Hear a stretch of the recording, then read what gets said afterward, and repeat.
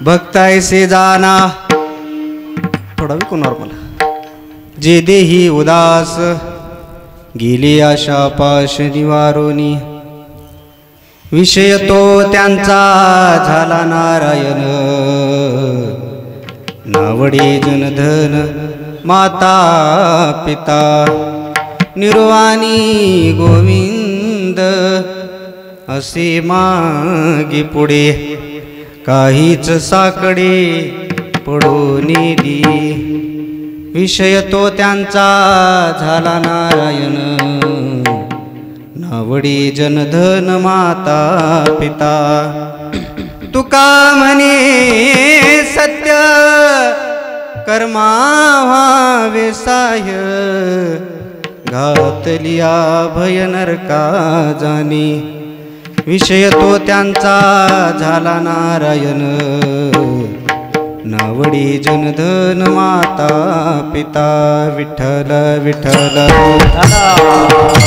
विठ्ठल विठ्ठल विठ्ठल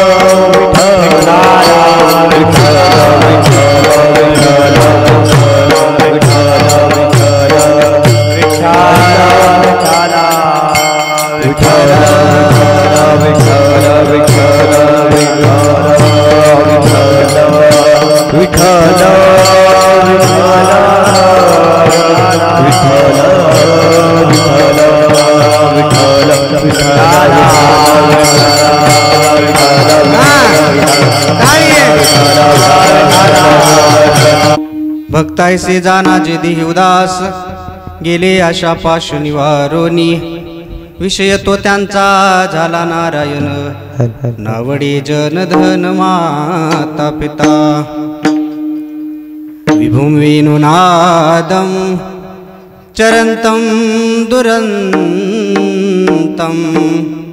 स्वयं लीलया गोपवेशं दधानं गवामृन्दकानन्दनं चारुहासं परब्रह्मलिङ्गं भजे पाण्डुरङ्गं पाण्डुरङ्गकरो प्रथम नमन पाण्डुरङ्गकरो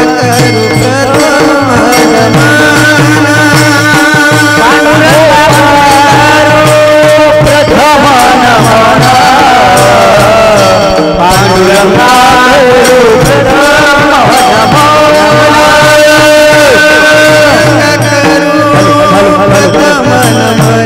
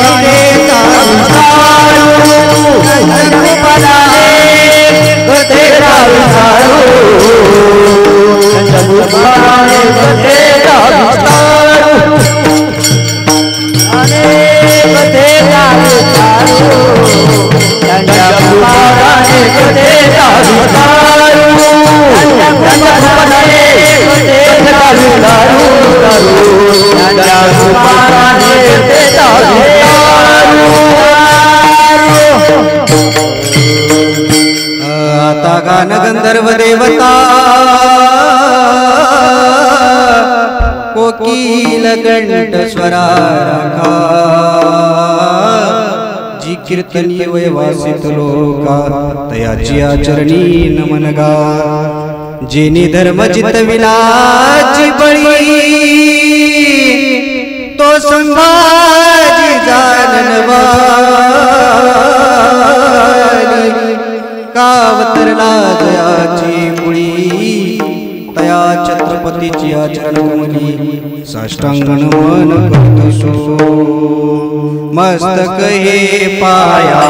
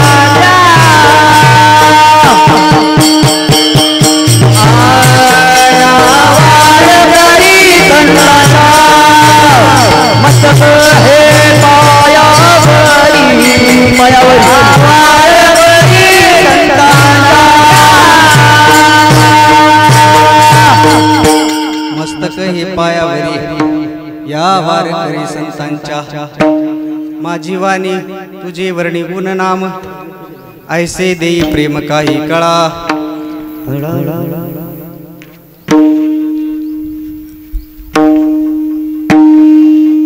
भक्त ऐसे जानचे देही उदास गेले आशा पाशी निवारुणी विषय तो त्यांचा झाला नारायण नावडी जनधन माता पिता प्रस्तुत प्राप्त प्रसंगी प्राप्त स्थळी कीर्तनरूपी सेवेसाठी निवडलेला अभंग महान भगवत भक्त देहूचे सुप्रसिद्ध साधू वैराग्याचे मूर्तिमंत पुतळे केवळ तुमचा आमचा उद्धार करण्यासाठी या पृथ्वी तलावरती अवतीर्ण झालेले वयाच्या 16व्या वर्षी हिंदवी स्वराज्याची स्थापना करणारे छत्रपती शिवाजी महाराज यांचे श्रीगुरु तसेच वारकरी संप्रदायाच्या कलशस्थानी विराजमान असणारे श्रीमंत श्री जगद्गुरु तुकोबाराय यांचा हा 4 चरणाचा अभंग आज या ठिकाणी सेवेसाठी घेतलेला आहे। विठ्ठल विठ्ठल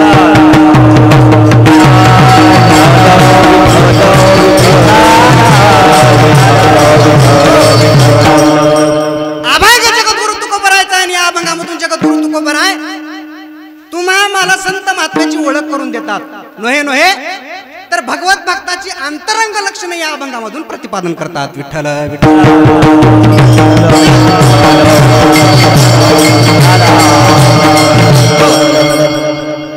सेवेला सुरुवात करण्यापूर्वी थोडासा परिहार द्यायचा तो म्हणजे असा की प्रतिवर्षाप्रमाणे याही वर्षी हा भगवान विराट विश्वकर्मा जयंती महोत्सव या महोत्सवानिमित्त गेल्या वर्षी नाही पण पलीकडल्या वर्षी माझी सेवा झाली होती या ठिकाणी हनुमान मंदिरामध्ये। आदरणीय मोहन मामांचा फोन आला मला म्हणले भाचे सरकार आपल्याला कार्यक्रम करायचा आहे तुमचं कीर्तन ठेवायचं आहे। मी म्हणलं कार्यक्रम मोठा असेल तर तुम्ही कोणाला तरी दुसऱ्या महाराजांना सांगा।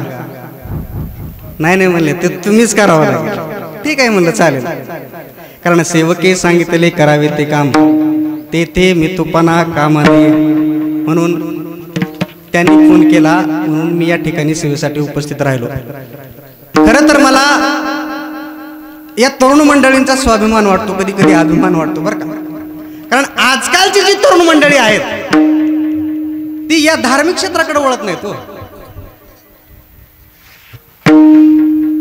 ते दुसरेच प्रोग्राम ठेवतात काही काही कुणी गॅदरिंग ठेवेल तर कुणी काय ठेवेल हे या ठिकाणी सांगण्याचा गरज नाही तुम्हाला माझ्यापेक्षा ज्ञात आहे तुम्ही जास्त म्हणून या तरुण मंडळीचं मोहन मामांना सहकार्य करणारे ती त्यांची मित्रमंडळी आहेत त्यांचं सुद्धा करावं तेवढं कौतुक मी बरं का कारण तरुण म्हणतात कुणाला मी नेहमी व्याख्या सांगत असतो बघा तरुण म्हणतात कुणाला तरी ज्यांना संध्याकाळी आणावं लागतं धरून त्याला म्हणतात तरुण। आता ते तुम्ही काय समजायचे ते तुम्ही समजून गेले मी काय त्याचा उल्लेख करत नाही बरं का। तर तरुण या शब्दाचा समानार्थी काय शब्द आहे बघा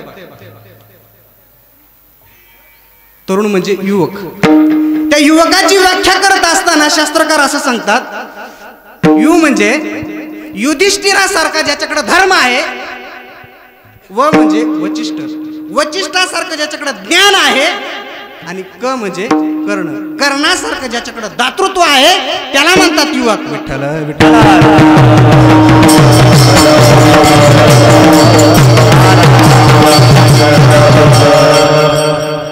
या ठिकाणी उत्तम अशी वादक, उत्तम अशी गुणीजन, गायक वृंद, तसेच भजनी मंडळ कार्यपुरकर, छोटा पॅक बडा धमाका.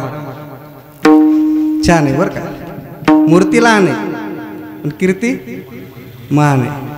आदरणीय मृदंगाचार्य हे सुद्धा ताकदीनं वाजवत आहेत बरं का. पकवाज हे कीर्तनाचं मेन अंग आहे बरं का. कारण पकवाज जर नसेल तर कितीही तालासुरातला कीर्तनकार असू द्या बरोबर पडणार म्हणजे पडणार. म्हणून उत्तम असे वाजवणारे आहेत, उत्तम अशी गाणारी मंडळी आहेत. तुम्ही सर्व श्रोतेजन या ठिकाणी अगदी तन मन धन देऊन सर्व अंगाचे कान करून ऐकतायत. म्हणून तुम्हालाही या ठिकाणी जास्त वेळ न घेता अगदी थोड्या वेळेमध्येच अतिशय सुंदर अशा पद्धतीचं चिंतन सांगण्याचा मी या ठिकाणी प्रयत्न करणार आहे. विठ्ठल विठ्ठल.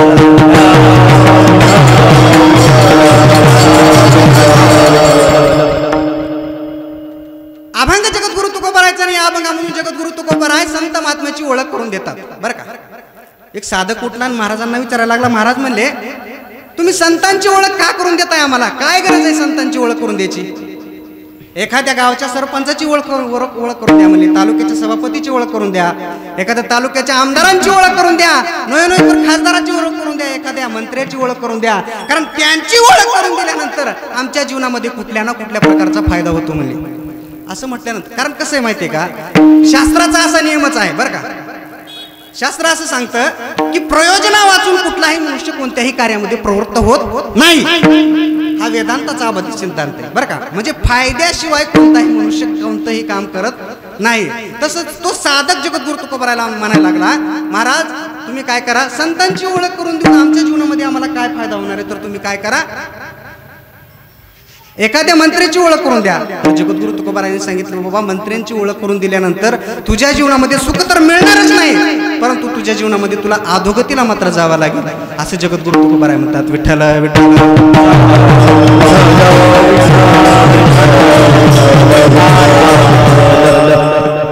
मानवी जीवनामध्ये जन्माला आलेल्या प्रत्येक मनुष्याला जर कशाची गरज असेल तर ती म्हणजे आहे सुखाची बरं का.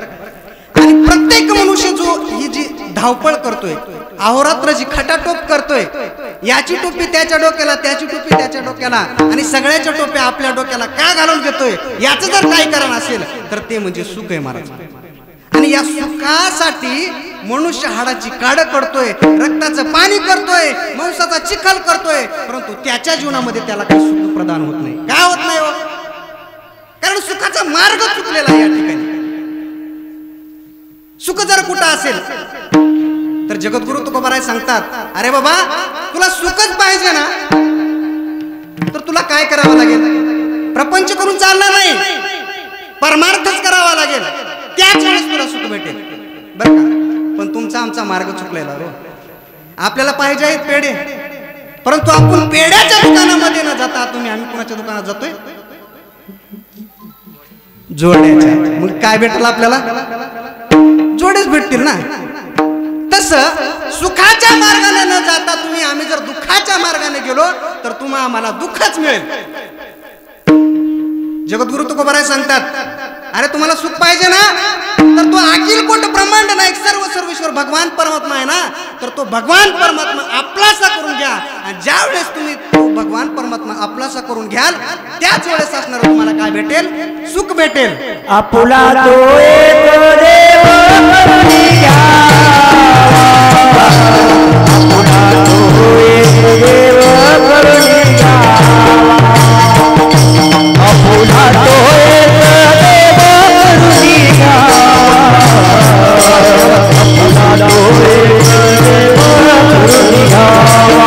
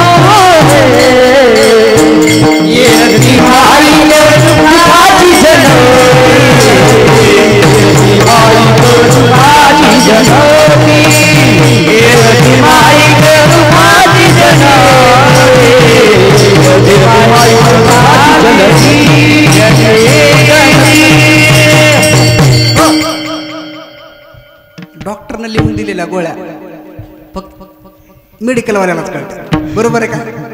तसं आपल्यात आपले काय झाले ते आपल्यालाच कळते, बरोबर आहे का? कसं आहे, झाकली मोठी सव्वा लाख. तसं जगद्गुरु तुकोबाराय म्हणतात, बाबा तो भगवान परमात्मा जर आपलासा करून घेतला तर आपल्या जीवनामध्ये आपल्याला काय होईल, सुख मिळेल म्हणतात. पण जगद्गुरु तुकोबाराय वेगळं सांगतात. तो जगद्गुरु तुकोबाराय म्हणतात, सुख जर कुठं असेल तर सुख कुठं आहे म्हणतात, ते संतांच्या ठिकाणी सुख आहे म्हणतात. कारण सुख एक आहे ठाई बहुपाई संतांच्या म्हणतात, बरं का? त्यावेळेस एक साधक उठला, महाराजाला म्हणायला लागला. महाराज म्हणले, तुम्ही तर महाराज, तुमच्या गळ्यात तर माळ आहे, तुम्ही तर खोटं बोलत नाहीत ना, असं दोन दोन कसं बोलायला लागले म्हणले तुम्ही? कारण सुख हे देवाजवळही आहे तुम्ही असं सांगताय, आणि सुख हे संतांजवळही आहे असं सांगताय. मग नेमकं खरं कोणतं म्हणायचं?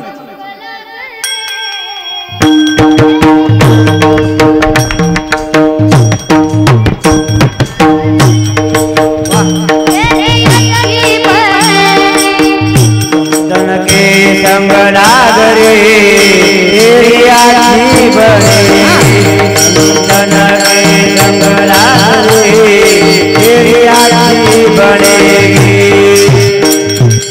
अच्छी बनेगी तेरी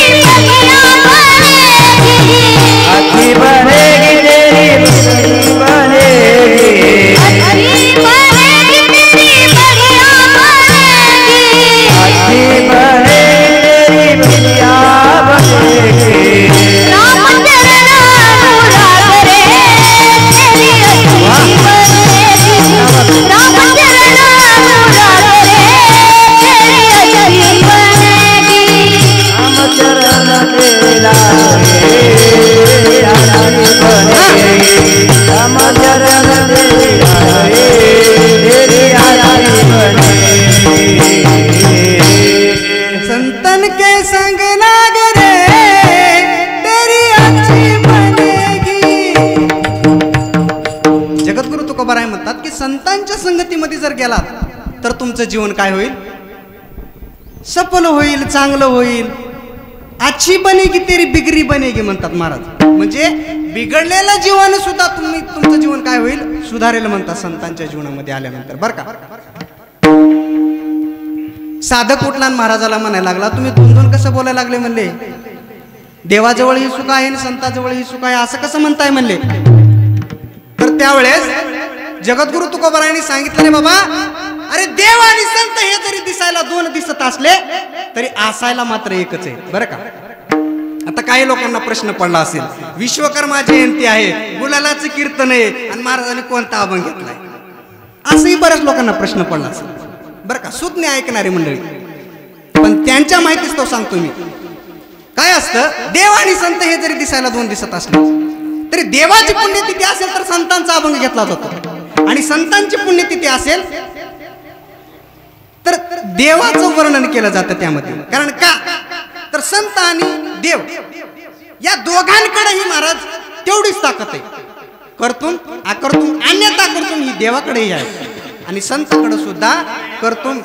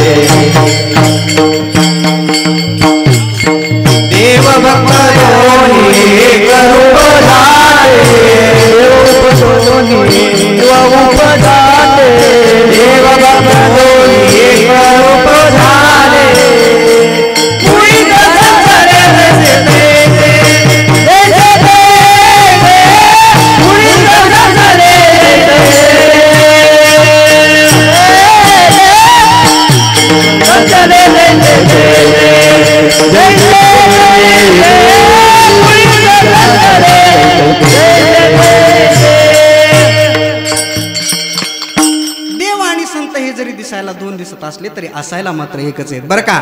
संसारामध्ये जर आपण पाहायला गेलो तर पती पत्नी हे वेगवेगळे दिसतात, बरोबर आहे? पती पत्नी हे जरी वेगवेगळे दिसत असले तरी ते संसारामध्ये वागत असताना एका विचारानं वागत असतात. बरोबर आहे. आपल्या शरीराचं सुद्धा तसंच आहे ना हो.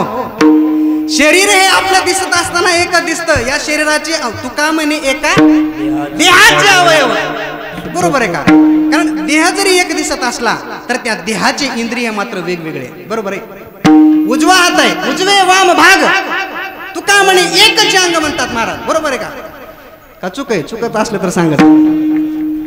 कारण उजवा हात आहे आणि डावा हात आहे. हे दिसायला जरी दोन दिसत असले तरी कार्य मात्र एकच करतात. असं कधी झालं एका हाताने एक काम केलं आणि दुसऱ्या हाताने दुसरं काम केलं? असं होऊ शकत नाही. दिसायला दोन डोळे पण दृष्टी मात्र एकच आहे. असं कधी झालं?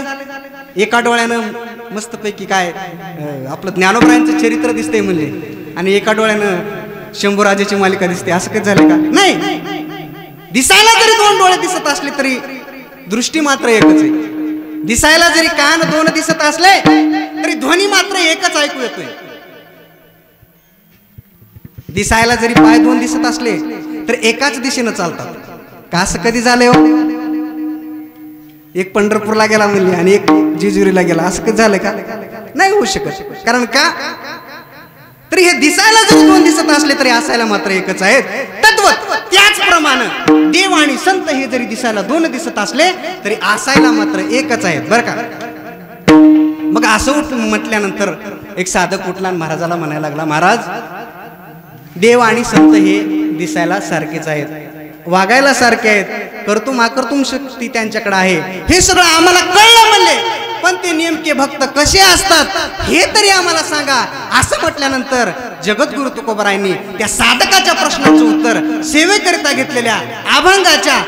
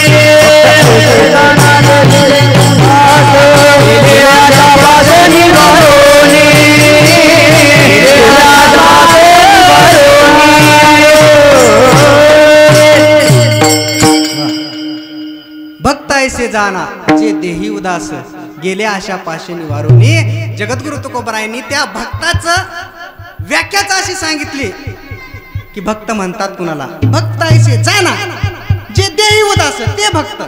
बरं का? जे देहावर उदास असतात ते भक्त म्हणतात. मग तुम्ही आम्ही त्याची व्याख्या करत असताना जगद्गुरु तुकोबारायांनी अशी केली की जे देही उदास ते भक्त. जगद्गुरु तुकोबाराय म्हणतात. आणि तुम्ही आम्ही जर याची व्याख्या असं करायला लागलो की जे देही उदास ते भक्त, असं जर म्हणायला लागलो आपण, बरं का? मराठी भाषा ही अशी आहे बरं का, जिकडं वळवेल तिकडं वळत असत. मला काय सांगायचंय, जास्त उल्लेख करत नाही मी या ठिकाणी, की जे देही व दास ते भक्त. आता बाजाराच्या ठिकाणी, तालुक्याच्या ठिकाणी, जिल्ह्याच्या ठिकाणी बरेच भक्त दिसतात. तुमचं तुम्ही कळून जा. म्हणून जे देहावर उदास असतात ते भक्त असतात बरं का. म्हणजे या देहाविषयी ज्याच्या अंतःकरणामध्ये थोडीही ममत्व नाही, थोडाही लवलेश नाही, या देहावरती उदास असतात, म्हणजे या देहाविषयी कुठल्याच पद्धतीचं घेणं देणं नसतं, त्याला भक्त असं म्हणतात बरं का. आता याचं उदाहरण सांगत असताना एक प्रसिद्ध उदाहरण सांगतात बघा, की कबीर महाराज एकदा रस्त्यानं जात होते आणि रस्त्यानं जात असताना त्या ठिकाणी एक कुत्रा आला. आणि कुत्रा आल्यानंतर त्या पिसाळेला कुत्रा आला बरं का, साधा सुद्धा नाही. कारण साधा कुत्रा फक्त चावतो आणि निघून जातो, पण पिसाळेला कुत्रा जो असतो तो चावा घेतो आणि तो लचकीच घेऊन निघून जात असतो. तसं पिसाळेला कुत्रा आला आणि कुत्र्याने येऊन कबीरदास महाराजांच्या पिंडरीचा चावा घेतला, तो मांसाचा तुकडा तोंडात घेतला आणि निघून गेला.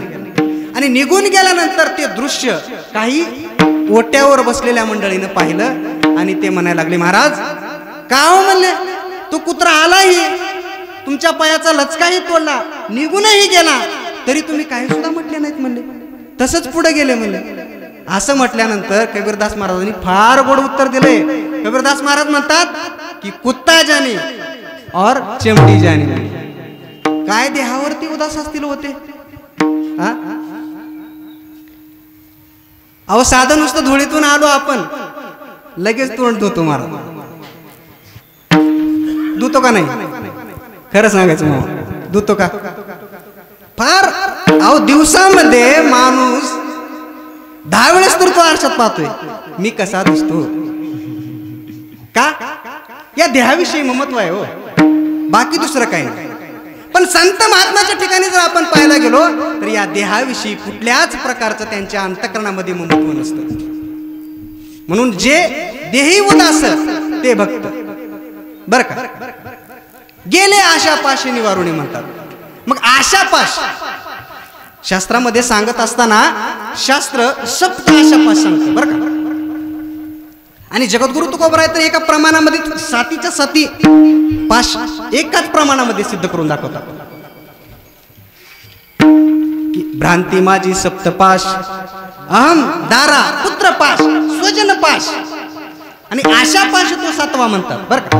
अहम पाश, अहम पाश कशाला. मुक्त झाली देवे माया सोडविले, विठो तुझे माझे राज्य नाही दुसऱ्याचे काज म्हणतात. बघा ना, जगद्गुरु तुकोबरांच्या ठिकाणी दारापाश सुद्धा नव्हता. भ्रांती माझी सप्तपाश, अहम दारा पुत्रपाश, पुत्रपाश सुद्धा तुमच्या आमच्या ठिकाणी बरं का. आपल्या मुलाला जर काही झालं, बरेच लोक म्हणतात डॉक्टर साहेब अहो याच्या वजनाबरोबर पैसा घ्या म्हणले, पण माझा मुलगा वाचला पाहिजे का. तर तुमच्या आमच्या ठिकाणी काय आहे, पुत्रपाश आहे. पण संत महात्म्याच्या ठिकाणी पुत्रपाश हा नसतो बरं का. संत गाडगे महाराज ग्राम स्वच्छता अभियान ज्यांनी राबवलं, संपूर्ण महाराष्ट्रामध्ये नाही तर संपूर्ण 28 राज्यामध्ये ज्यांचं ग्राम स्वच्छता अभियान राबवलं जातं, त्या संत गाडगे महाराजांचा मुलगा वारला. आणि वारल्यानंतर ही बातमी घेऊन एक गावातला मनुष्य गाडगे महाराजांकडे गेला आणि गाडगे महाराजांचं कीर्तन चालू होतं, अगदी दणदणीत स्वरूपाचं, अगदी ताकदीने कीर्तन करत होते. आणि त्या माणसाने विक्षेप केला, म्हणले महाराज थांबा थोडं म्हणले. ते म्हणले नको चालू आहे. त्यावेळेस विठ्ठल विठ्ठल घेतलं, तो माणूस आला, कानात सांगितलं, अहो म्हणले महाराज तुमचा मुलगा वारला म्हणले. असं म्हटल्यानंतर संत गाडगे महाराज काय म्हणले माहितीये का. गाडगे महाराज म्हणले की बाबा वारला वारला म्हणले, आता मी तिथं येऊन तर त्याला जाग करणार आहे का म्हणले, उठवणार आहे का, मेलं गेलं. असं म्हटल्यानंतर महाराज प्रत्येकाच्या पुढच्या व्यक्तींना असा प्रश्न पडला, हे असं कसं होऊ शकतं. कारण सर्वसामान्य माणसाच्या ठिकाणी हा पुत्रपाश असतो, परंतु संत महात्म्याच्या ठिकाणी पुत्रपाश नसतो. भ्रांती माझी सप्तपाश, अहमदारा पुत्रपाश, स्वजनपाश. पाहुणे बरं का, आता लईच इथं मोह पडल्यानं वाटलं नाही मला, थोडं फवारणी करावंच लागलं. काय आहे स्वजन पाश सांगतो मी. स्वजन पाश म्हणजे स्वजन म्हणजे सोयरे, आपले पाहुणे. स्वजन पाश हा तुमच्या आमच्या ठिकाणी असतो. बघा ना किती स्वजन पाश असतो. तुमच्या आमच्या घरी जर एखादा पाहुणा आला तर त्याला काय पाय धुवायला पाणी, हात पुसायला काय टॉवेल, चहा घेता का कॉफी घेता का नाश्ता करता का जेवण करता, सगळं तुम्ही आम्ही विचारतो महाराज. अहो तुमचं आमचं सोडून द्या, पण त्या पार्टीचं तर लयच अवघड आहे.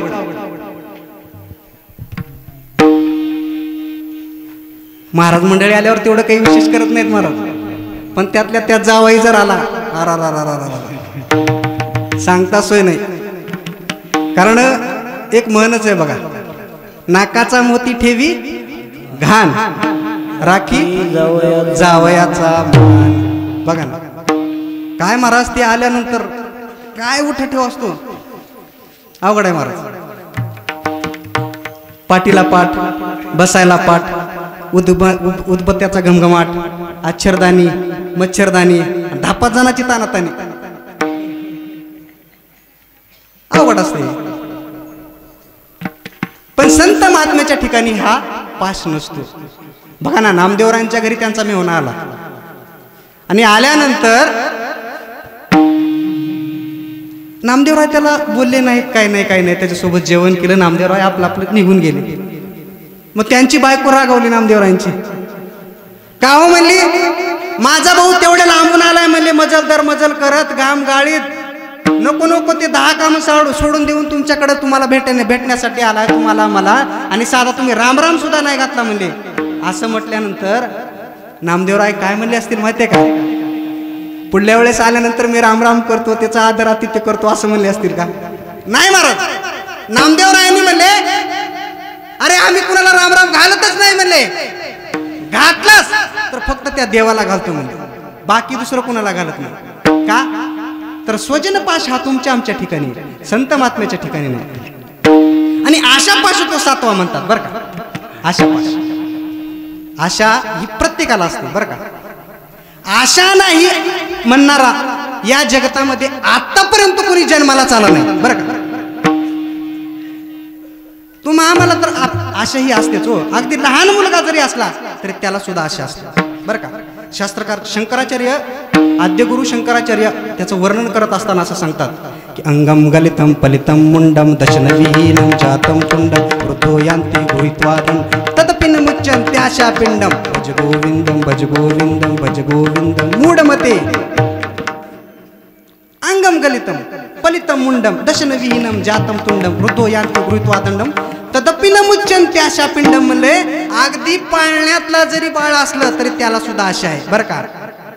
आणि अगदी ज्याचे इंद्रिय गलित झालेत, एकाही इंद्रियामध्ये ताकद नाही, अशा वृद्ध माणसाला सुद्धा काय असते, आशा असते बरं का.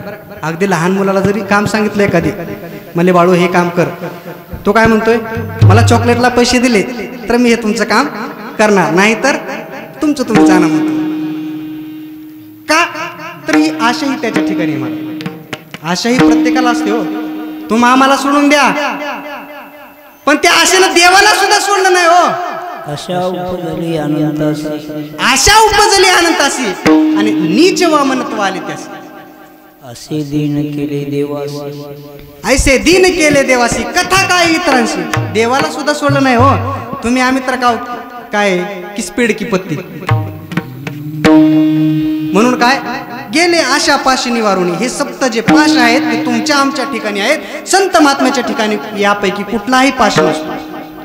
गेले आशा पाशी निवारुणी.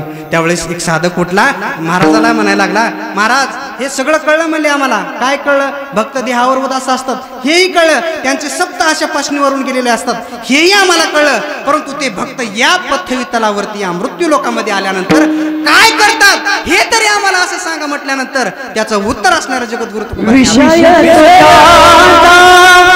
झाला नारायण, विषय झाला नारायण, विषय झाला नारायण, विषय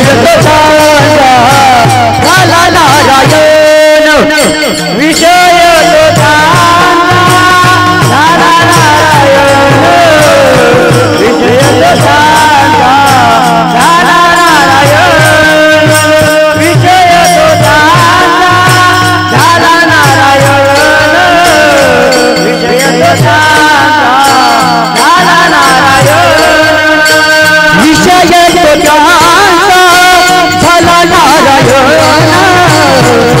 विषय त्याचा झाला नारायण विषय त्याचा झाला नारायण विषय त्याचा झाला नारायण विषय त्याचा झाला नारायण विषय त्याचा झाला नारायण विषय त्याचा झाला नारायण तो त्यांचा झाला नारायण विषय तो त्यांचा झाला नारायण नावडे जनधन माता पिता नावडे जनधन माता पिता कोयल सी तेरी बोली वाह छान कोकिळेसारखा आवाज जगद्गुरु तुकोबाराय म्हणतात की त्या भगवत भक्ताचा विषय असणारा नारायण झालेला असतो बरं का विषय नारायण होणं म्हणजे नेमकं काय होणं तर त्या भगवत भक्ताचं तो भगवत भक्त असणारा त्या भगवान परमात्म्याचं चिंतन करतो खाताना पिताना उठताना बसताना जागृती स्वप्न सुषुप्ती प्रत्येक वेळेस असणारा त्या परमात्म्याचं चिंतन दिन रजनी हाची धंदा गोविंदाची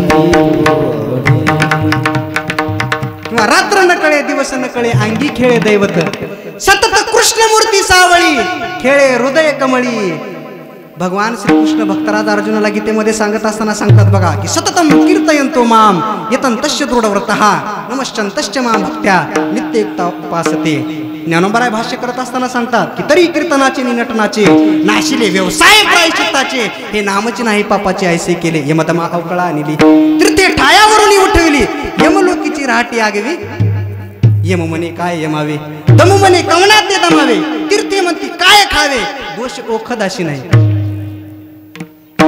किती नामचिंतन करतात संत महात्मे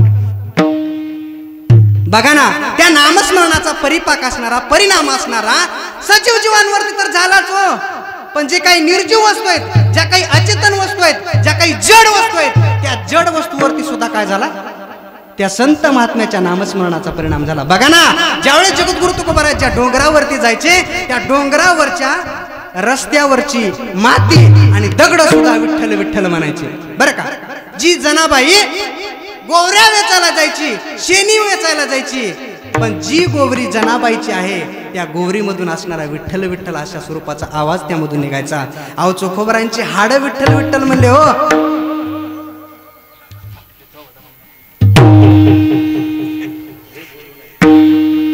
अवांतर बोलू नये असा कार्यकर्त्याचा काय आदेश आहे नाहीतर मी लय रंगलेला माणूस आहे त्या बाबतीत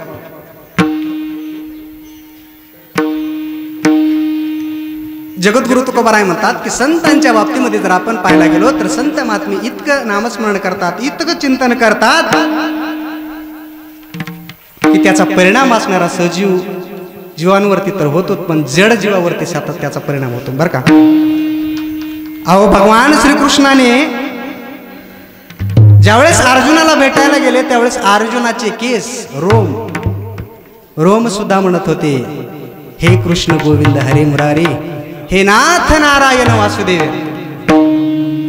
काय त्या संत महात्म्याच्या नामस्मरणाचा परिणाम बघा हो इतकं नामस्मरण करतात एक दृष्टांत सांगतो म्हणजे तुम्हाला कळेल काय झालं पूर्वीच्या काळामध्ये पती पत्नी हे बोलत नसायचे बरं का आताच सांगत नाही मी पूर्वीचं सांग पती पत्नी हे बोलत नसायचे मग बोलत नसताना बोलायची ती पण एकांतात बोलायची लोकांतात बोलत नसायची मग काय झालं तो पती असणारा शेतातून आला आणि आल्यानंतर दिवस मावळला होता झापड पडली होती अंधार दिसत नव्हता थोडं थोडं धुंदक धुंदक दिसत होतं धुंदक धुंदक दिसायला लागल्यानंतर तो पती असणारा जनावर बांधण्यासाठी गोठ्यात गेला गोठ्यात जनावर बांधली आणि बाहेर आला बाहेर आल्यानंतर त्याची जी पत्नी होती ती जळण घेत होती स्वयंपाक करण्यासाठी मग जळण घेत असताना तिथं खुडबुड खुडबुड आवाज आला मग त्या पतीनं सांगितलं कोण आहे म्हणले ती म्हणली मीच आहे महाराज त्या पत्नीला इतका आनंद झाला माझ्या नवऱ्यानं बोललेला. माझे पतिराज आज मला बोलले, म्हणले इतका आनंद झाला, इतका आनंद झाला, इतका आनंद झाला, ती सारखंच म्हणायला लागली. ती म्हणे कोण? मी म्हणे मीच. ती म्हणे कोण? मी म्हणे मीच. ती म्हणे कोण? मी म्हणे मीच. सारखंच महाराज तिचा जप सुरू झाला होता. जप सुरू झाला. पण असे 2-4 दिवस गेले, ती सारखंच अहोरात्र जप करायची. ती म्हणे कोण? मी म्हणे मीच. ती म्हणे कोण? मी म्हणे मीच. पण असे 2 दिवस निघून गेले की ती शेतात गेली होती. तिच्या पतिराजाला होता सोमवार. आता कुठल्या शास्त्रात आहे की काय नाही की बरं का, मी आतापर्यंत अभ्यास केला पण कुठल्याच अभ्यासात मला सापडलं नाही की सोमवार सोडत असताना जागेवर उठायचं नसते म्हणून.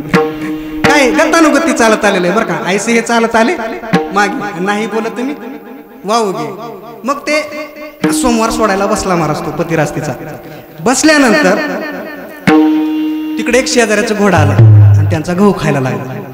गहू खायला लागल्यानंतर मग आता सोमवार सोडत असताना दगड फेकावं तर लांब आहे घोडा, हाक द्यावी तर घोड्याला काही कळत नाही.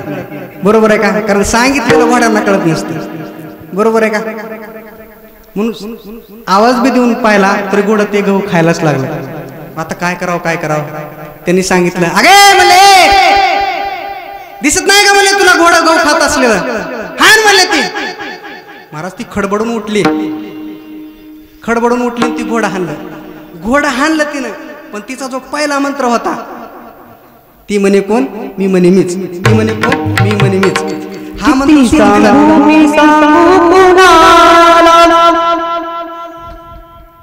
ती म्हणे कोण? मी म्हणे मीच. हा तिने जप सोडून दिला आणि दुसरा जप सुरू केला. कधी नाही बोलली घोडा हाकणार, कधी नाही बोलली घोडा हाकणार. इतका आनंद झाला, इतका आनंद झाला महाराज त्या पत्नीला तिच्या पतीनं बोलल्याचा की सारखंच अहोरात्र ती जप करायला लागली. मग ती गहू काढत होती. काय? गहू काढत होती. पण ती इतकं तल्लीन झाली पतीच्या बोलण्यामध्ये, पतीने बोललेल्या त्या वाक्यामध्ये, त्या नाम जपामध्ये इतकी तल्लीन झाली की ती सारखंच गहू काढत असताना म्हणायची, कधी नाही बोलले घोडा हाकणार, कधी नाही बोलले घोडा हाकणार. मग तितक्यात असणारी एक माशी आली. माशी आली तिच्या नाकावर बसली. आता नाकावर माशी बसल्यानंतर गहू काढत असताना हातातला वेळा खाली ठेवायचा आणि नंतर माशी हाताने हाणावी ना. तिने तसं नाही केलं. ती पतीच्या वाक्यामध्ये बोलत असताना इतकी बेधुंद झाली होती, इतकी रममान झाली होती की ती वेळा हातातला खाली सोडून द्यायचा, सोडून देऊन त्या वेळेनंच असणार माशीला हाणली महाराज. आणि जसं हाणली तसं ते नाक बी तुटून गेलं आणि माशी बी उठून गेली. ही हसण्याचा विनोद नाही बरं का. जितकी ती पतीच्या बोलण्यामध्ये मग्न झाली होती तितकंच आपण त्या परमात्म्याचं नामचिंतन करण्यामध्ये मग्न झालं पाहिजे बरं का. विठ्ठल विठ्ठल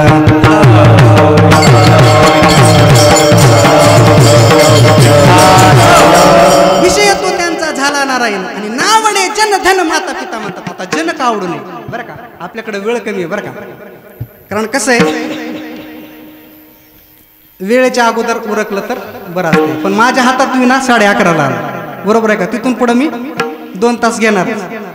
कारण काय असतं माहिती आहे का, संस्थेची जेवढी विद्यार्थी आहेत, मीच म्हणून नाही बरं का, संस्थेची जेवढी विद्यार्थी आहेत आमच्या गुरुजींनी आम्हाला नियम घालून दिलेला आहे बरं का. पोरवा तुम्ही कीर्तन करताय, भागवत करताय, रामायण करताय, नोय तर कथा करताय, अरे तुम्ही काही करा, पण समाजामध्ये कीर्तन करत असताना कीर्तन असं करा की जेणेकरून ते कीर्तन लोकांना बरं वाटेल. असं कीर्तन तुम्ही करू नका. तर ते कीर्तन लोकांचं भलं होण्यासाठी कीर्तन करा, बरं होण्यासाठी कीर्तन करा असं सांगतो. मी नेहमी सांगत असतो बघा, अरे तुम्ही परमार्थात आल्यानंतर किती अभंग पाठ केले याला महत्व नाही, किती अभंगाचा अर्थ कळतो याला महत्व आहे, किती अभंगाचा अर्थ कळतो यालाही तितकं महत्व नाही, पण तुम्ही किती अभंगाचा अर्थ तुमच्या आचरणात आणलाय त्याला महत्व आहे. म्हणून कीर्तनाला आलं, कीर्तनाची तारीख पुढच्या वर्षी घेऊ किंवा न घेऊ आपला नियम ठरलेला. आपण अभंग घेतला की अभंग तंतोतंत आपल्याला जेवढं समजते तेवढं सोडवण्याचा प्रयत्न करायचा. भले महाराज तिथं कसं वेळेनुसार अटॅच करायचं, पण तेवढंही नाही करायचं. अगदी बरीच मोठी मोठी कीर्तन करायचं महाराज. अगदी 30 मिनिट, 35 मिनिट, 40 मिनिट, 45 मिनिट हद्द संपली कीर्तन करायचं. पण या ठिकाणी 2 तास घेणार म्हणून सांगितलं होतं. बरोबर 2 तास मध्ये पूर्ण अभंगाचा भावार्थ तुम्हाला देऊन जाणार. ना म्हणे जन धन माता पिता म्हणतात, जन का आवडू नये बरं का. कारण जगद्गुरु तुकोबाराय सांगतात की जन हे सुखाचे दिल्या घेतल्याचे, अंत हे काळीचे नाही कोणी म्हणतात. जगद्गुरु तुकोबाराय म्हणतात की जग हे कसं आहे तर केवळ सुखामध्ये सामील होणारं जग आहे. दुःखामध्ये कोणीही सामील होत नाही. हो, आपल्याकडे जोपर्यंत पैसा आहे, जोपर्यंत किस्सा गरम आहे, तोपर्यंतच आपल्या जवळ येतात. पण जेव्हा का आपला खिशातला पैसा संपेल त्यावेळेस आपल्या जवळ कुणीही थांबत नाही. कारण जववरी चळनगा तववरी म्हणती माझा, मानिती लहान थोर देह सुखाची आकाजा म्हणतात बरं का. जब लग अपने पल्लों में पैसा तब लग लोग सलाम करे, अपना पैसा निकल गया सो कोई न मिटा बोले म्हणते. पैसा तेरो 3 नाम, परशा परशु परसरा. सामान्य माणूस असेल, थोडे पैसे असणारे त्याला परशा म्हणतात. त्याच्यापेक्षा थोडासा जरा आर्थिक परिस्थितीने बलवत्तर असेल परशुराम म्हणते. आणि त्याच्यापेक्षा जरा जास्त पैसा असेल परशुराम पाटील म्हणते त्याला. म्हणजे लांबणीच बोलते त्याला का की त्याला किंमत नाही, त्याच्याकडे असणाऱ्या धनाला किंमत आहे. धनवंता लागी सर्व मान्यता आहे जगी बरं का. म्हणून जन नावडे म्हणतात. आणखी एका पद्धतीनं जन नावडे म्हणतात. जन कसं आहे तर एकाचा चिवडा खाते, दुसऱ्याचा चहा पिते, तिसऱ्याच्या गाडीत बसते आणि चौथ्याचाच प्रचार करते आणि 5व्यालाच निवडून देते. असलं जग आहे मार. म्हणून यामुळे सुद्धा जन नावडे म्हणतात. पण जगद्गुरु तुकोबाराय त्याच्याही पुढे जाऊन सांगतात. हो, जगद्गुरु तुकोबाराय म्हणतात की जन का आवडू नये तर जगामध्ये असे लोक आहेत बरं का. तुम्ही कसंही वागा बरं का महाराज, तुम्ही कसंही वागा तुम्हाला नाव ठेवतेच. अहो तुमचं सोडून द्या, हो आम्हाला सुद्धा नाव ठेवतात लोक. आम्हाला सुद्धा कसं म्हणतात माहिती आहे का महाराज, एकदम आध्यात्मिक कीर्तन करू द्या बरं का. विवेक चुडामणी, विवेक विचारसागर, पंचदशी, पंचकरण, अमृतानुभव, वृत्तप्रभाकर याचे जर सिद्धांत सांगितले तर लोक काय म्हणतात माहितीये का, महाराजांचं लयच डोक्यावून गेलं, लयच डोक्यावून गेलं म्हणतात. बरं ठीक आहे, थोडा विनोद करा. महाराज ठिल्लरच होता असंही म्हणते. कसंही हो, एखाद्या कीर्तनामध्ये गाणारी चांगली मंडळीत म्हणून गायला लागलं, लयची उळत होतं म्हणते. कसं करावं सांगा की तुम्ही. अहो तुमचं आमचं सोडून द्या, पण मर्यादा पुरुषोत्तम प्रभू रामचंद्र, त्या रामचंद्राला सुद्धा या जनतेनं नाव ठेवले महाराज. ठेवले का नाही. म्हणून जगद्गुरु तुकोबाराय म्हणतात, एक प्रसिद्धच अभंग आहे जगद्गुरु तुकोबारायचा की ऐसा हा लौकिक कदा राखविना पतित पावन देवराया, बहु बोलू जाता म्हणती हा वाचाळ आणि न बोलता म्हणती सकळ गरीब. भेटीसी नव जाता म्हणती हा निष्ठुर आणि येता जाता घर बुडविले बरं का. लग्न करू जाता म्हणती हा मातला, न करिता म्हणती सकळ न पुसक. बघा जास्त बोललं तरी लोक काय म्हणतात, खापराचं तोंड असतं तर फुटून गेलं असतं, आणि नाही बोललं तरी काय म्हणतात, नाही बोललं तरी गरिष्ठ आहे म्हणतात. भेटीसी नव जाता म्हणते हा निष्ठुर. पाहुण्या रावळ्याच्या जर घरला आपण गेलो नाही तर ते लोक काय म्हणतात, निष्ठुर आहे म्हणतात, पाषाण हृदय आहे म्हणतात. आणि जावं येऊन येऊन पार आमच्या दरवाजाचा उमरठा झिजला म्हणतात, येता जाता घर बुडविले. कसं वागावं सांगा ना तुम्ही. लोक तैसा ओक धरिता धरविना अभक्ता जिरेना संत संग म्हणतात महाराज. पण जगद्गुरु तुकोबाराय शेवटच्या चरणात त्या अभंगामध्ये सांगतात, त्याजुनी या जन भक्ती करा, त्याजुनी या जन भक्ती करा. माझं ऐका तुका म्हणे आता ऐका वचन, आणि त्याजुनी या जन भक्ती करा म्हणतात. या जगाचा त्याग करा आणि तुम्ही काय करा, भक्ती करा, भक्ती मार्गाला लागा, नामस्मरण करा, नामचिंतन करा, भक्ती करा, त्या भगवान परमात्म्याची आराधना करा असं सांगतात बरं का. तर नावडे जन धन धन का आवडू नये कारण धनाची या मागे कळी काळाचा लाग म्हणून या संघ खोटा त्याचा म्हणतात धनाच्या पाठीमागे कळी काळाचा लाग बरं का गरीब माणसं उलट धंदे करत नाहीत गरीब माणसं उलट धंदे करतच नाहीत पण ज्याच्याकडे आर्थिक परिस्थिती बलवत राही ज्याची ते माणसं उलट सुलट काही पण करतात ते मी तुम्हाला सांगायला नको कारण माझ्यापेक्षा तुम्ही वयोवृद्ध आहात तपोवृद्ध आहात ज्ञानवृद्ध आहात म्हणून हे तुम्हाला सांगण्याची गरज नाही म्हणून नावडे धन बरं ठीक आहे जन धन नावडे हे ठीक आहे पण माता पिता नावडे हे कसं हो कारण संपूर्ण शास्त्र संपूर्ण धर्म हे सगळं काय सांगते आई वडीलच श्रेष्ठ आहेत म्हणून सांगते ना हो पंढरपूर जर कशामुळे घडला असेल तर कशामुळे घडलं पुंडलिकाच्या भावार्थ गोकुळीहुनी झाला येता म्हणतात पंढरपूर केवळ त्या भक्त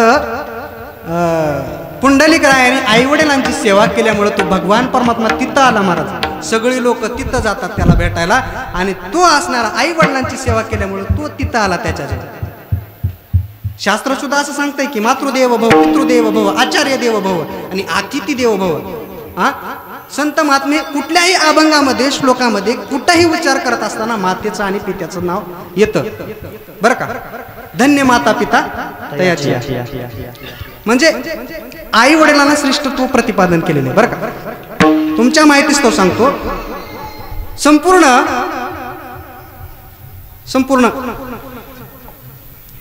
ब्रह्मांडाला जो प्रदक्षिणा करून येईल त्याला संपूर्ण देवतेचं म्हणजे श्रेष्ठत्व प्रतिपादन करण्यात येईल असा इंद्र दरबारामध्ये काय झाला ठराव झाला आणि ठराव झाल्यानंतर गणपती बाप्पा अगदी छोटे महाराज मोठं लटकोट सोंड ते सगळं घेऊन ब्रह्मांडाला कुठं प्रदक्षिणा घालणार आहेत ते सगळे देवते महाराज आपापली वाहनं घेतली आणि सगळे देवता असणारे काय करायला लागले ब्रह्मांडाला प्रदक्षिणा घालायला लागले पण गणपती बाप्पा अगदी छोटेसे त्यांनी महाराज भगवान शंकराला आणि पार्वती मातेला जवळजवळ उभं केलं आणि त्या दोघांनाच प्रदक्षिणा घातली ना आले तिथं आल्याबरोबर इंद्राने सांगितलं की म्हणले संपूर्ण ब्रह्मांडाची प्रदक्षिणा केल्यानंतर श्रेष्ठत्व जर कुणाला प्रतिपादन करायचं असेल तर ते म्हणले आमच्या बालगणेशाला का तर संपूर्ण ब्रह्मांडाचं प्रदक्षिणा केल्यानंतर जे पुण्य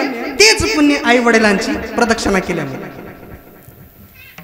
बघा ना ज्ञानोबाराय सुद्धा सांगतात की सकळ तीर्थाची यधुरे जी एका माता पितरे तया सेवेसी कीर शरीरे लोणकी जे म्हणतात पण जगद्गुरु तुकोबाराय या ठिकाणी सांगतात की नावडे माता पिता असं कसं शक्य तर त्याचं उत्तर असं आहे की परमार्थाला आड येणारी जे कोणती माता असेल ती आवडू नये आणि जो कोणता पिता असेल तो आवडू नये बरं का काही सारखी माता आवडू नये म्हणतात आणि हिरण्यकशिपू सारखा पिता आवडू नये म्हणतात का तर ते परमार्थाला घातक येत होते ना आडवं येत होते नाव घेऊन येते देवाचे आयसे ब्रीद हिरण्यकशिपूचे म्हणतात हिरण्यकशिपू राजा होता पण त्याचं एक ब्रीद होतं की राज्यामध्ये कुणीही नाव घ्यायचं नाही पण स्वतःच्याच पोटी जन्माला मुलगा आला असा की परमात्म्याचं नामचिंतन करायला लागला बरं का म्हणून नावडे माता पिता बोका हा स्वतःच्या मुलाला खात असतो आणि सर्पिन ही सुद्धा स्वतःच्या मुलाला खात असते म्हणून माय बापे जरी सर्पिन का बोका त्याचे संगे सुखा न पविजे बाळ म्हणतात महाराज म्हणून माता पिता नावडे म्हणतात हे बरं ठीक आहे म्हणले महाराज आम्हाला कळलं हे भक्त उदास असतात अशा पाशणीवरून गेलेला असतो विषय नारायण झालेला असतो जनधन माता पिता काहीच आवडत नाही ते ठीक आहे म्हणले पण त्यांच्यावर जर संकट आलं तर त्यांनी काय करायचं म्हणले तर त्याचं उत्तर असणार महाराज बघाने तिसऱ्या चरणात अजीब चीज है ये भगवान भी क्या अजीब चीज है बराबर दिल और दिमाग के बीच में गला देती है वाह छान गोड निरो आणि गोविंद असे मागे पुढे काहीच साकडे पडून येते म्हणतात बरं का तर त्यांच्या जीवनामध्ये कुठल्याही प्रकारचं संकट आलं तर तो भगवान परमात्मा माग पुढं उभा राहून त्या भगवत भक्ताचं काय करत असतो संकट निवारण करत असतो माग कुणाच्या उभा राहिला कुणाच्या राहिला माग द्रौपदीच्या राहिला आणि पुढे अर्जुनाच्या राहिला आम्हा घाली पाटेकडे आपण कळी काळासी बडे म्हणतात म्हणून निर आणि गोविंद असे मागे पुढे काहीच साकडे पडून येते. बरं ठीक आहे म्हणले महाराज, आम्हाला सगळं कळालं हो, सगळं कळालं आम्हाला. भक्त उदास असतात, नारायण झालेला असतो, जनधन निवारून गेलेलं असतं, त्यांच्यावर संकट आलं तर तो भगवान परमात्मा मागं पुढे उभं राहून सांभाळ करतो, हेही आम्हाला कळालं. पण खरा परमार्थ कसा करावा हे तरी आम्हाला सांगा. असं म्हटल्यानंतर जगद्गुरु तुकोबारायांनी सेवेकरिता घेतलेल्या अभंगाच्या 4थ्या चरणात सांगितलं. जगद्गुरु तुकोबारायांनी विचारलं की परमार्थ कसा करावा. असं सांगितल्यानंतर जगद्गुरु तुकोबारायांनी सांगितले की बाबा तुका म्हणे सत्य कर्म व्हावे सहाय्य आणि घातली या भय नरका जाणे. काय असतं खरा परमार्थ? परमार्थ म्हणजे नेमकं काय बरं का? हिमू मोठ्या मोठ्या माळी घालणं, पांढरे शुभ्र धोत्र घालणं, मोठे मोठे गुडघ्यापर्यंत नेहरू घालणं, अगदी नाकाच्या शेंड्यापासून डोक्याच्या शेंडीपर्यंत असा नाव मोडणं, याला खरा परमार्थ म्हणत नाही. तो परमार्थातली ही बाह्य रंग लक्षण, बाह्य लक्षण. पण अंतरंग जर काय असेल परमार्थातलं की दुःखवी अनेकाची दुःखी म्हणतात बरं.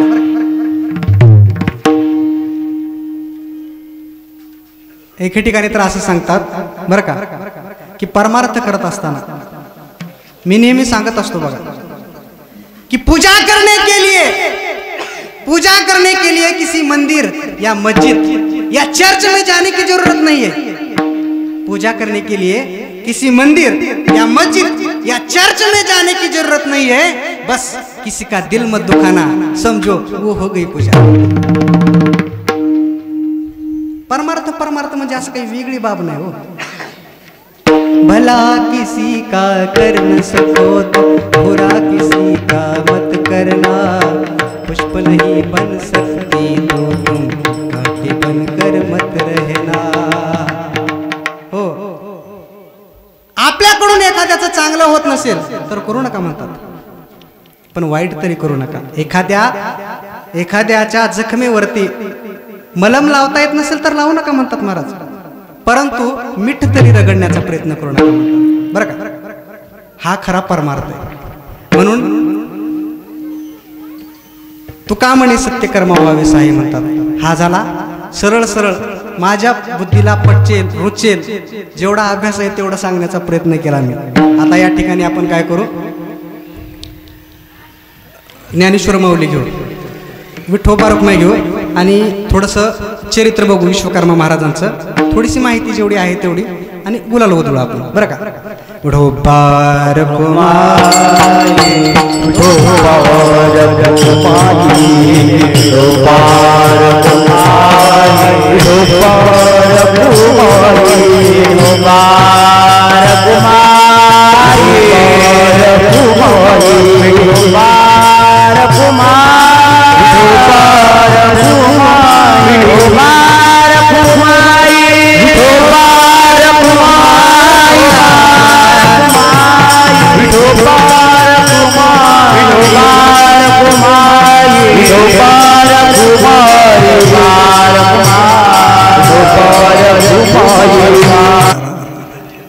तिकडं पश्चिम महाराष्ट्रामध्ये दशक्रिया विधी असतो बघा, त्यांचे प्रवचन आमच्याकडेच वाट्याला असतात.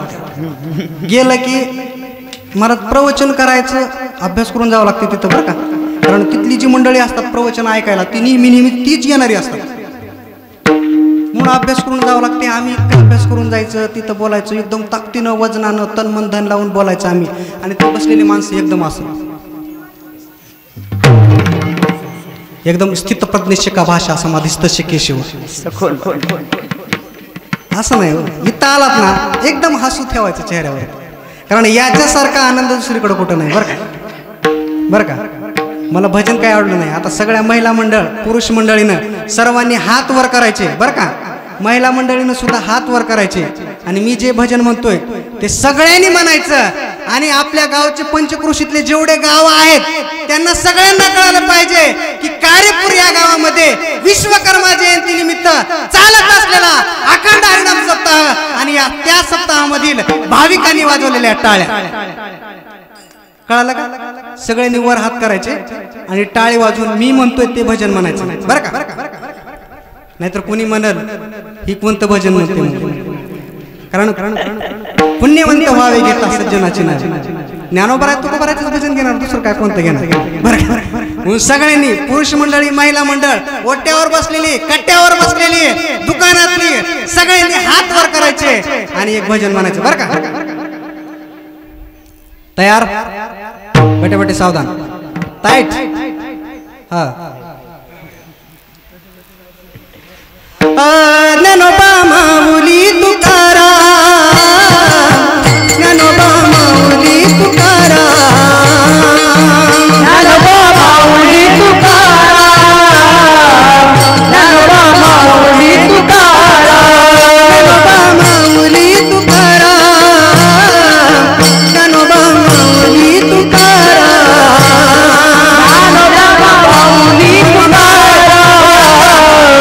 ज्ञानोबा माऊली तुकाराम, ज्ञानोबा माऊली तुकाराम, ज्ञानोबा माऊली तुकाराम, ज्ञानोबा माऊली तुकाराम,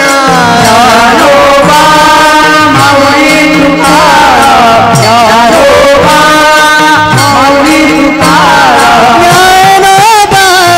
माऊली तुकाराम, ज्ञानोबा माऊली तुकाराम, ज्ञानोबा माऊली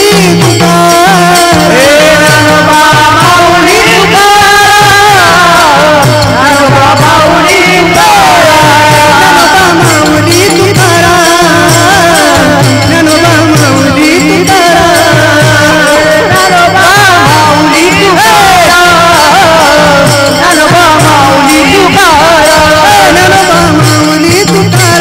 जगद्गुरु तुकोबाराय सांगा. पण छान बरं का, तुम्ही म्हणसाल वरच हात का करायला लावले. लक्षात ठेवा, एखादी लहान मूल जर रडायला लागलं तर त्याची आई त्याला लवकर घेत नाही बरं का, ती तिचंच काम करत राहते. पण ज्या वेळेस ती मूल अगदी टाव पडून रडेल, हात वर करून टाव पडून रडेल, त्यावेळेस त्याची आई काय करते, त्याला ती हातातलं काम टाकून देते, धावत पळत जाते आणि पटकन त्याला उचलून घेते. तद्वत त्याच न्यायाप्रमाणे तुम्ही इथं येऊन वर हात करून जर अगदी तन मन धन लावून श्रद्धेनं प्रेमानं जर त्या परमात्म्याचं भजन केलं, खरोखरच तो भगवान परमात्मा तुम्हाला असणारा अगदी अलगद अशा पद्धतीनं तुम्हाला उचलून घेईल बरं का. म्हणून तुका म्हणे सत्य कर्मावा साय घातली या भय नरका जाणे बरं का. आता या ठिकाणी आपण विश्वकर्मा महाराजांविषयी थोडंसं चरित्र भाग, विश्वकर्मा महाराज कोण होते, कुठून आले, त्यांची उत्पत्ती कशी झाली, याचा थोडासा चरित्र भाग घेऊ आणि गुलाल ओधळू आपण बरं का. ब्रह्मदेव विश्वकर्मा महाराज हे ब्रह्मदेवांचे काय आहेत, मानसपुत्र आहेत. सनत, सनानंद, सनत कुमार आणि सनकादिक हे जसे 4 मानसपुत्र आहेत ब्रह्मदेवाचे, तसे विश्वकर्मा महाराज सुद्धा काय आहेत, मानसपुत्र आहेत बरं का. भागवताचा अभ्यास करत असताना मला माझ्या लक्षात असं येऊन गेलं की 4 वेळेस या सजीव सृष्टीचा काय सांगितलेला आहे, प्रलय सांगितलेला आहे. बाकीच्या इतर ग्रंथांमध्ये 7 वेळेस सांगितलेलं आहे.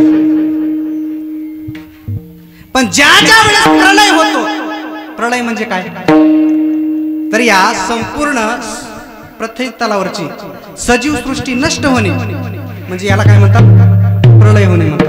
आणि ज्या वेळेस प्रलय होतो त्या वेळेस असणारे भगवान विश्वकर्मा महाराज, ब्रह्मदेव जरी उत्पत्ती करत असले या सृष्टीची, पण कुठं काय रचायचं आणि कुठं काय रचायचं हे मात्र महाराज आमचे विश्वकर्मा महाराज करत असतात बरं का. सुदामपुरी ही त्यांनीच लिहिली, श्रीलंका ही सुद्धा त्यांनीच केली. म्हणजे जेवढे काही प्रेक्षणिक स्थळ आहेत देवांचे बरं का, आपले नाही, देवांचे जेवढे प्रेक्षणिक स्थळ आहेत ते सर्व विश्वकर्मा महाराजांनी बरं का. या जगतामध्ये पहिले कोठेच नव्हते काही, चंद्र सूर्य तारा नाही, अवघे शून्याची होते पायी, कानोबा तेरे तेरे तेरे म्हणतात बरं का. ज्यावेळेस काहीच नव्हतं त्यावेळेस विश्वकर्मा महाराज होते बरं का. पण देवाला एकटं कर्म ना गेलं, म्हणून देवाने काय केली, ह्या सजीव सृष्टीची उत्पत्ती करण्याचा नियम केला आणि ती विश्वकर्मा महाराजांना सांगितलं की म्हणजे तुम्ही काय करा, या सृष्टीची निर्मिती करा. एकले न कंठवेची म्हणून आयेने केली निर्माण 14 भुवने, गगन चंद्र सूर्य तारांगणे 5 महाभूते भिन्न भिन्न भौतिके ओ, ऐसा लागवी हा माया सूत्रधारी. जगामध्ये त्या भगवान परमात्म्याला एकटं कर्मना गेलं, म्हणून तुमची आमची उत्पत्ती त्या भगवान परमात्म्याने सांगितली विश्वकर्मा महाराजांना करायला. मग विश्वकर्मा महाराजांनी आम्हाला निर्माण केलं. महाराज विश्वकर्मा महाराजांनी असं शास्त्र असं सांगते की विश्वकर्मा महाराजांची जी वंशावळ आहे ती वंशावळ असणारी 5 जातीमध्ये जन्माला येते म्हणतात. नंबर 1 सुतार, नंबर 2 सोनार, नंबर 3 लोहार, नंबर 4 लिंगायत आणि नंबर 5 ब्रह्म. या 5 विश्वकर्मा महाराजांच्या वंशावळीतले आहेत. आणि ही वंशावळीतले जेवढे आहेत तेवढ्या सगळ्यांना असणारा महाराज विश्वकर्मा महाराजांनी गुण दिलेले आहेत बरं का. पहिला त्यांचा गुण कोणता आहे की कनककांती. कनककांती म्हणजे कनक म्हणजे सोनं, त्या सोन्यासारखी पिवळटता, पिवळेपणा, कांती म्हणजे दिसायला स्वरूपवान. या 5 जातीमध्ये जन्माला येणारी महिला असेल स्त्री असेल ती काय असतात, गोरी असतात, कांती असते त्यांच्याकडे बरं का. म्हणजे अपवाद म्हणून एखादा काळा जन्माला येत असेल तो विषय वेगळा, पण देतानाच विश्वकर्मा महाराजांनी हे गुण दिलेले आहेत, प्रदान केलेले आहेत बरं का. कनककांती. दुसरा आहे चंचलता. या 5 जातीमध्ये जन्माला आलेली जी मंडळी आहेत, मुलं जन्माला येणारे ते चंचल असतात. चंचल म्हणजे जन्माला आल्यानंतर अगदी काय 9 महिन्यामध्ये, 8 महिन्यामध्ये, 10 महिन्यामध्ये चालतात, ते 1 महिन्यानं अगोदरच चालतं म्हणतात या जन्माला येणारे. एखादा असेल 2 वर्षानं 3 वर्षानं चालणार. पण चंचलता ही सुद्धा प्रदान केलेली आहे बरं का. तिसरा आहे स्त्री आकर्षणता. ही सुद्धा या 5 जगद्गुरु तुकोबाराय सांगतात. पण छान बरं का. तुम्ही माणसाला वरच हात का करायला हवे, लक्षात ठेवा. एखादी लहान मूल जर रडायला लागलं तर त्याची आई त्याला लवकर घेत नाही बरं का. ती तिचंच काम करत राहते. पण ज्या वेळेस ती मूल अगदी टाव पडून रडेल, हात वर करून टाव पडून रडेल, त्यावेळेस त्याची आई काय करते, त्याला ती हातातलं काम टाकून देते, धावत पळत जाते आणि पटकन त्याला उचलून घेते. तद्वत त्याच न्यायाप्रमाणे तुम्ही इथं येऊन वर हात करून जर अगदी तन मन धन लावून श्रद्धेनं प्रेमानं जर त्या परमात्म्याचं भजन केलं, खरोखरच तो भगवान परमात्मा तुम्हाला असणारा अगदी अलगद अशा पद्धतीनं तुम्हाला उचलून घेईल बरं का. म्हणून तो का म्हणे सत्य कर्मावा साहेब घातली या भयनरका जाणे बरं का. आता या ठिकाणी आपण विश्वकर्मा महाराजांविषयी थोडंसं चरित्र भाग, विश्वकर्मा महाराज कोण होते, कुठून आले, त्यांची उत्पत्ती कशी झाली, याचा थोडासा चरित्र भाग घेऊ आणि बोलायला उधळू आपण बरं का. ब्रह्मदेव, विश्वकर्मा महाराज हे ब्रह्मदेवांचे काय आहेत, मानसपुत्र आहेत. सनत, सनानंद, सनत कुमार आणि सनकादिक हे जसे 4 मानसपुत्र आहेत ब्रह्मदेवाचे, तसे विश्वकर्मा महाराज सुद्धा काय आहेत, मानसपुत्र आहेत बरं का. भागवताचा अभ्यास करत असताना मला माझ्या लक्षात असं येऊन गेलं की 4 वेळेस या सजीव सृष्टीचा काय सांगितलेला आहे, प्रलय सांगितलेला आहे. बाकीच्या इतर ग्रंथांमध्ये 7 वेळेस सांगितलेलं आहे. पण ज्या ज्या वेळेस प्रलय होतो, प्रलय म्हणजे काय, तर या संपूर्ण पृथ्वी तलावरची सजीव सृष्टी नष्ट होणे म्हणजे याला काय म्हणतात, प्रलय होणे म्हणतात. आणि ज्या ज्या वेळेस प्रलय होतो त्या त्यावेळेस असणारे भगवान विश्वकर्मा महाराज, ब्रह्मदेव जरी उत्पत्ती करत असले या सृष्टीची, पण कुठं काय रचायचं आणि कुठं काय रचायचं हे मात्र महाराज आमचे विश्वकर्मा महाराज करत असतात बरं का.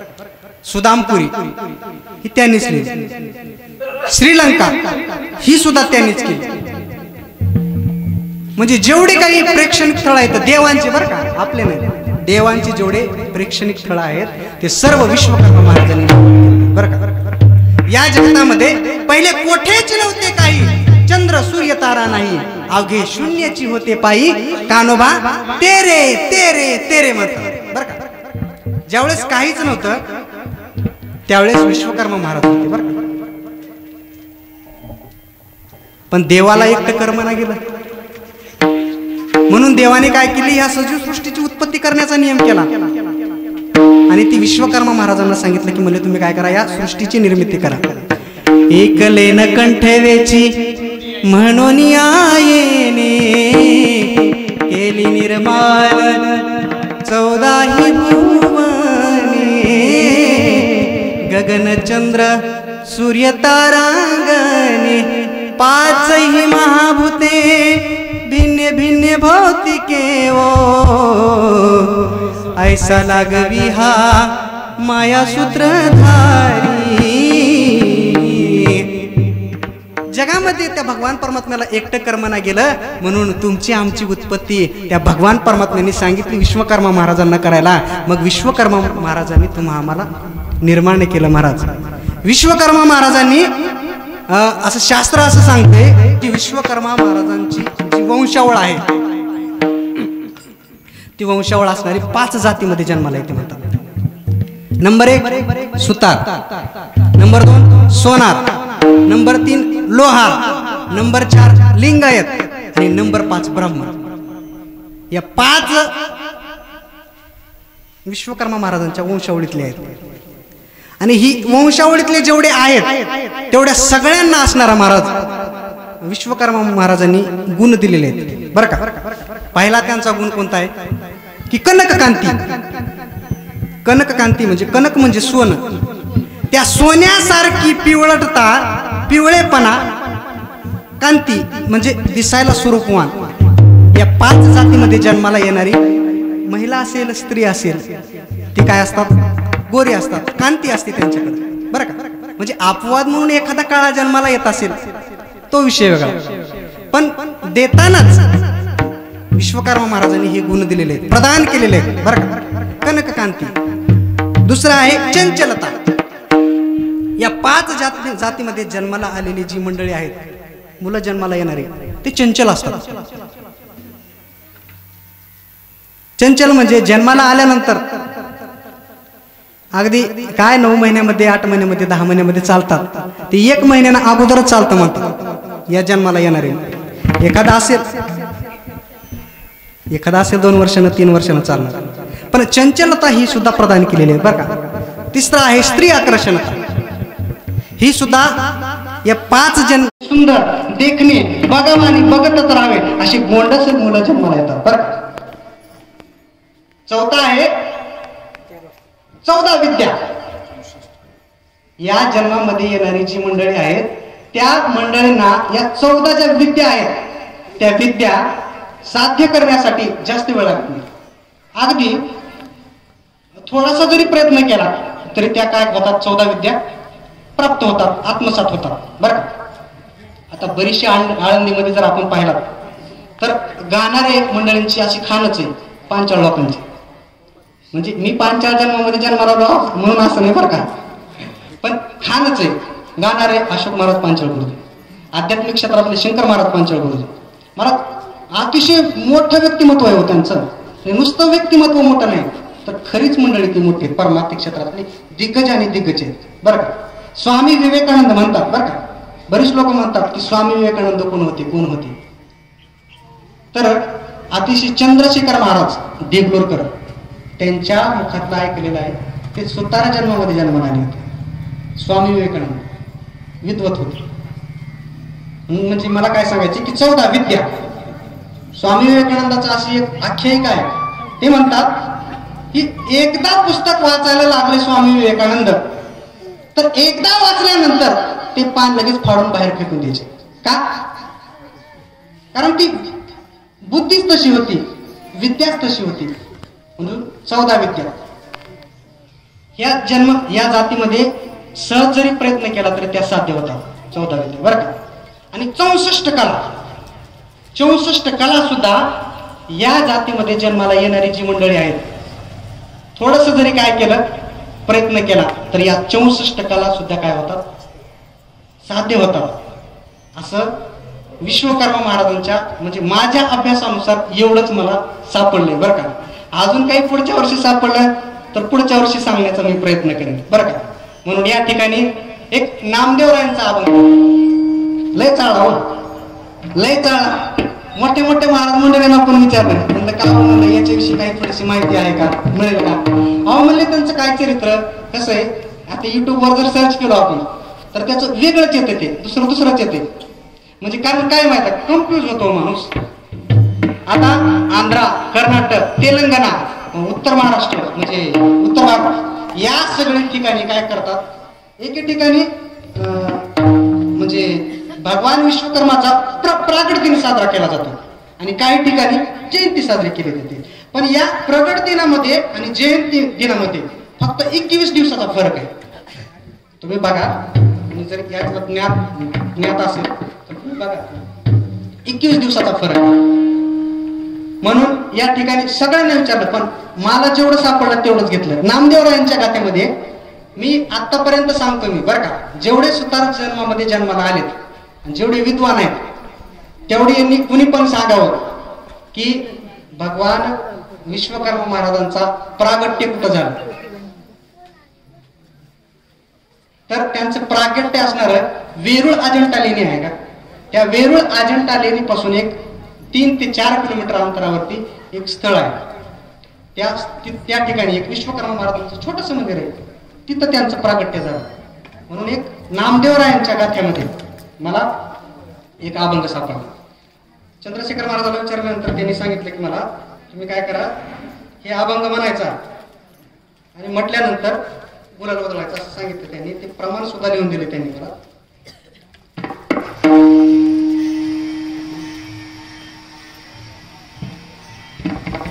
आता आपण काय करू, या अभंगाचं प्रमाण म्हणू आणि नंतर काय करू, गुलाल उधळण्याचं सुरू. सगळ्याला गुलाल आला का? म्हणून पुनश्च एकदा 1095 क्रमांकाचा अभंग आहे. याचं 4थं चरण हे म्हणजे प्रागट्यकरणाचं वर्णन करणार आहे आणि ध्रुपद पहिलं चरण आहे. तुम्ही सर्वजण आलात बरं का, आणि या कार्यक्रमाची शोभा वाढवली त्याबद्दल कार्यकर्त्याच्या वतीनं तुमचं सर्वांचं आभार बरं का. आणि ज्ञानोबराय तुकोबारायांच्या चरणी एवढंच मागणं, अतिशय गुणीजन मंडळी गाणारी वाजवणारी गुणीजन मंडळी, तुम्ही सर्व श्रोतेस अतिशय तन मन धन लावून अतिशय सर्व अंगाची कान करून माझं कीर्तन ऐकलात. तसा माझा काही अधिकार नाही बरं का.